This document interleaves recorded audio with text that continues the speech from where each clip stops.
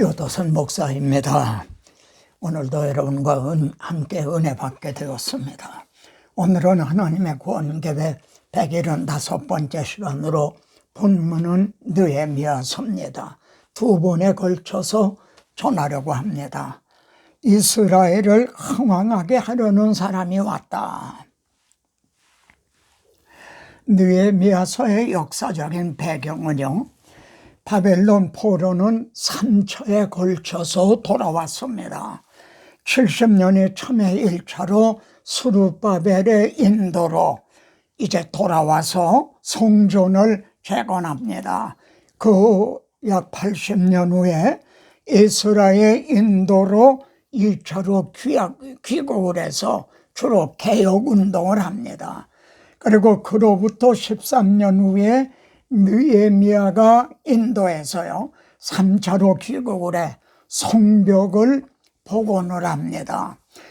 학사 에스라는 에스라서와 느헤미야서에 동시에 등장을 하는데요, 연대를 감안할 때 에스라는 느헤미야와 동역한 것을 알게 됩니다. 바벨론에서 돌아온 100년쯤 후의 역사, 이것이 느헤미야서입니다. 두 분으로 나누어지는 느헤미야서 1장부터 7장까지는요 느헤미야가 주도한 성벽을 봉헌하는 내용입니다. 그리고 후반부는 에스라가 주도한 개혁운동의 내용입니다. 성벽을 복원한 것은요, 자, 예루살렘 성을 건축하여 다시 수치를 당하지 말자 한 대외적으로 방어하는 것이죠. 그런데 개혁운동은 대내적인 성별운동입니다. 오늘은 앞부분에 말이죠, 느헤미야의 리더십에 초점을 맞춰서 전하겠습니다. 우리는 지금 어떻게 하고 있는가, 우리 자신을 돌아보게 합니다. 잠자는 양 정적인 교회가 역동적이고 전투하는 교회로 변화되기를 원하는가? 다 각각 한 손으로 일을 하며 한 손에는 병기를 잡았는데 한 느헤미야서를 전해주시기 바랍니다. 첫째는요, 하나님께 눈물을 흘리며 기도하는 그런 리더십입니다. 이제 느헤미야는 지금 예루살렘이 큰 환난을 당하고 능력을 받으며 예루살렘 성은 허물어졌다는 그런 소식을 듣게 됩니다. 그래서 내가 이 말을 듣고 앉아 울고 수일 동안 슬퍼하며 하나님 앞에 금식하며 기도했다, 이렇게 말합니다. 그런데 느헤미야는 이렇게 기도만 하고 있었던 것이 아닙니다. 이런 상황에서 자신이 할 일이 무엇인가 행동하는 리더십입니다. 주여 구하오니 귀를 기울이사 종의 기도를 들으시고 오늘 종이 형통하여 이 사람 앞에서 자기가 섬기고 있는 아닥사스다 왕 앞에서 은혜를 입게 하옵소서. 왕에게 이제 소청을 하려고 그러는 거죠. 그래, 왕이 묻습니다. 그러면 내가 무엇을 원하느냐? 내가 곧 하늘의 하나님께 묵도하고 그리고 왕에게 소청을 말합니다. 하나님의 마음에 주신 인도하심을 따라 결단하고 실천하는 리더십입니다. 오늘날 우리는 기도하세요, 기도를 많이 하세요, 이런 말은 우리가 자주 듣습니다. 근데 기도만 하고 있는 게 아닙니다. 기도한 후에는 행동을 하는, 이게 중요한 겁니다. 결단하고 실천하는 리더십. 그래서 예루살렘에 돌아와서요, 하나님께서 예루살렘을 위하여 무엇을 할 것인지 자기 마음에 주신 것을 아무에게도 말하지 않고 밤에 혼자 말을 타고 현장을 답사를 합니다. 그런 다음에 사람들을 모아놓고요, 우리가 당한 공격은 너희도 보고 아는 바라.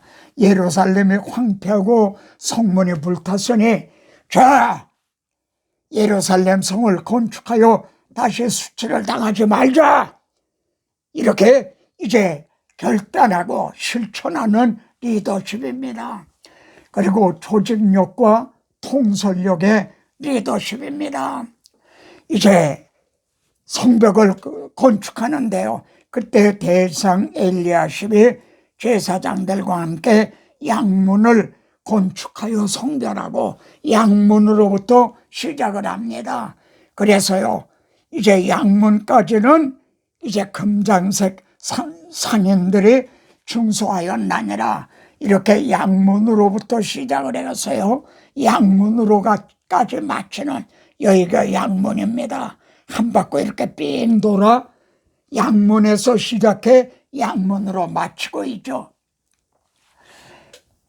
그런데 여기 보면 31번이나 등장하는 이 감동적인 그 다음은 누가 건축했는가 이렇게 말입니다. 그 다음은 하는 게 무려 31번이나 이렇게 등장을 합니다. 이 말씀을 통해 에베소서에 나오는 서로 연결하여 주 안에서 성전이 되어가고, 여러분 여기 벽돌이 보입니까? 우리 성도 한 사람 한 사람은 마치 하나님의 교회의 벽돌 한 장과 같은 겁니다. 근데 그 벽돌이 연결해서 지어져 가고 있는 거죠. 그 다음은 하고 말입니다. 자, 하나님을 바라보게 하는 리더십, 어려움이 당합니다. 여기에 산발랏과 도비아가 말이죠, 이제 건축하는 것을 대적을 합니다. 그때 너희는 그들을 두려워하지 말고 지극히 크시고 두려우신 주를 기억하고 하나님만 바라봐라 그럽니다. 히브리서에서도요, 믿음의 주여 또 온전케 하시는 예수를 바라보자, 주님을 생각하라. 그 하나님을 바라보게 하는 리더십, 하나님이여 들으시옵소서, 우리가 업신여김을 당하나이다. 저는 이 말씀을 이제 기록하면서요, 오늘날 교회가, 지금 현재 한국 교회가 정말 업신여김을 당하고 있지 않나. 백절불굴의 리더십입니다. 그때로부터 절반은 일을 하고요, 절반은 갑옷을 입고 창과 방패와 활을 가졌고요, 그리고 한 손으로 일을 하며 한 손에는 병기를 잡았는데, 여러분 이스라엘의 6.1 전쟁이란 걸 아시죠? 그때 실제로 말이죠, 농사를 짓는 이 농부도 트랙터에 총을 갖다 놓고 말이죠, 그러면서 농사를 짓고, 여군들도 말이죠, 정말 이렇게 한 손으로 일을 하며 한 손에는 병기를 잡고, 그래서 6일 만에 적은 수로 그 수억을 물리친 거예요. 그래서 우리가 다 옷을 벗지 아니하였으며, 밤에 잘 때도 옷을 벗지 않았다는 거죠. 무장을 해제하지 않았다. 심지어 물을 기르러 갈 때에도 병기를 잡고 갔다. 이 정신무장, 오늘날 이것이 정말 간절히 시급하죠. 공동체에 근데 원망이라는 누름이 퍼졌어요. 출애굽 당시도 원망이 들어왔죠. 이제 사도행전에 보면 초대교회도 이 원망이라는 누룩이 퍼져서 공동체를 약화시키려고 하죠.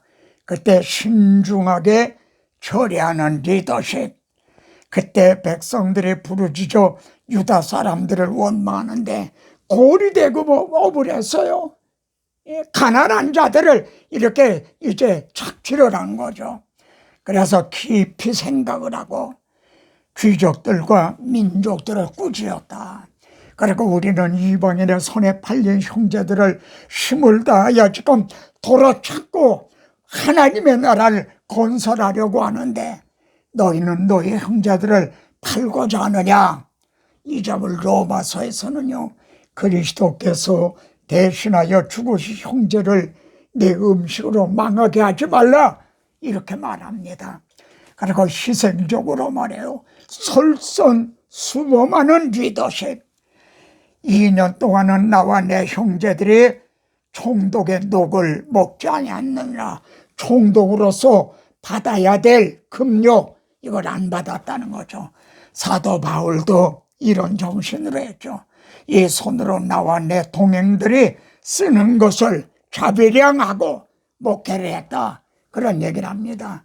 비록 이같이 하였을지라도 내가 총독의 녹을 요구하지 아니했으니, 왜냐하면 이 백성의 부역이 심히 중요하기 때문에, 너무 무거운 짐을 지고 있기 때문에요. 그리고 이 참 중요한 판단력과 분별력의 리더십, 이때 말입니다. 이 산발랏, 이 도비앗, 게셈, 이들의 말이죠. 오라, 우리가 오노 평지 한천에서 서로 만나자, 이렇게 합니다. 그러니까 느헤미야가 내가 지금 이 성벽을 쌓는데 왜 내가 가느냐, 가지 않았더니 5번이나 그냥 계속, 웬만하면 10번 찍어 넘어가지 않는 나무가 없다고요. 아마 넘어갔을 거예요. 그래도 넘어가지 않았어요. 그랬더니 스마야가 말해요. 이게 선지자예요. 거짓 선지자입니다. 보이지가 않는 거예요. 두문불출하고. 그래 느헤미야가 웬일인가 했더니 이제 그들이 너를 죽이러 올 거다. 그러니까 우리가 성전에 들어가서 외소 안에 가서 이제 가서 문을 닫자. 그러니까 나 같은 자가 어떻게 성전 안에 들어가느냐. 함정에 빠뜨리려고요. 이렇게 해서 나팔을 물고 올무에 사로잡게 하려고요. 이 판단력과 분별력, 참 지도자에게는 이게 중요한 거죠. 그래서 말입니다. 52일 만에 정말 이 성벽 복원하는 걸 완성을 했어요. 이렇게 연결 그 다음은 하고 말이죠. 정말 하나님의 역사였던 거죠. 그런데 말입니다. 성벽 역사를 6장에서 52일 만에 끝냈어요. 모두하이. 그런데 말입니다. 봉헌식은 12장에 가서 봉헌식을 한다는 겁니다. 왜 6장에서 끝났는데 12장에 가서 봉헌식을 하는가? 그 사이에는 뭘 했는가? 하나님의 내 마음을 감동해서 말이죠. 계보를 등록하게, 이 계보에 이름이 있는가 없는가 이거를 조사하겠다는 거죠. 그래가지고 말이죠. 계보 중에서 자기 이름을 찾아도 찾지 못한 사람들은 부정하게 여겼다. 그래서 제사장 직분을 행하지 못하게 했다. 그 다음에 8장에서는요. 에스라에게 모세 율법을 가져오게 해서 하나님의 말씀을 듣는 겁니다. 그리고 9장에서는 이 율법책에 기록된 대로 말이죠. 이방인들하고 결혼했던 거, 그걸 절교를 하고 자기의 죄와 조상들의 죄를 자복을 하고 말입니다. 그리고 10장에서는 이렇게 인을 쳐서 이제 증거로 아주 인봉을 해둡니다. 저는 이 대목을 강의하면서요, 혼신 예배를 드리는 거 있죠. 그때 정말 남전도의 회원들이 인을 쳐서 우리가 이렇게 하기로 말이지, 인봉을 하고 그래 하나님 앞에 갖다 놓고 그리고 그렇게 결단을 하고 혼신 예배 드리자, 그런 마음이 있었어요. 성전 그 다음에야 비로소 성벽을 봉헌을 했습니다. 우리도 이렇게 하십시다. 이날에 무리가 큰 제사를 드리고 심히 즐거웠으니 크게 즐거워하게 하셨다. 이제 즐거워하였으므로 즐거워하는 소리가 멀리까지 들렸다. 율법에 기록한 대로 이렇게 성별 운동을 하고 봉헌식을 한 거예요. 그런데 말이죠. 이렇게 크게 즐거워했는데 즐거워하지 못한 사람들도 있었다는 겁니다. 슬퍼한 사람도 있었다는 겁니다. 누굴까요? 그 계보에서 이름을 찾아도 이름이 없는 자들, 그래 부정하게 여긴 자들, 이해가 되십니까? 성벽을 견고해야 하는 느헤미야서를 통해서 교회론인 에베소서의 경계를 생각합니다. 에베소서가 주로 교회론이죠. 바울은 교회론을 말한 다음에 맨 마지막에 무슨 말씀을 하고 있는가? 에베소 1장에서는요, 하나님의 교회를 세우기 위해서 하나님은 우리를 택하시고, 성자께서는 하나님의 택하신 자들을 값을 주고 사셨어요. 그리고 성령은 그들을 인을 주셨어요. 이들은 하나님의 교회를 세울 자들이다. 노터치, 아무도 건드리지 못한다. 그리고 2장에서는 연결하여 지어져 가고 있죠. 그리고 3장에서는 하나님의 모든 충만하신 것으로 마치 솔로몬의 성전에 하나님의 영광이 충만하듯이 충만했죠. 그 다음에 말입니다. 마지막에 가서 끝으로, 그리고 마귀의 간계를 등에 대적하기 위하여 하나님의 전신갑주를 입어라. 말하자면 성벽을 견고하게 하는 거죠. 이해가 되십니까? 에베소서의 구조가 이해가 되십니까? 마지막으로 성벽을 튼튼하게 한다 이거예요. 그래서 마귀의 계교를, 이 마귀한 놈이 이 교회 하나됨을 파괴하려고 공격해 올 텐데 전신갑주를 입고 이제 이걸 지켜라. 그렇다면 전신갑주로 무장하고 있는가? 한국교회 성벽은 무너지고 있지 아니한가? 견고한가?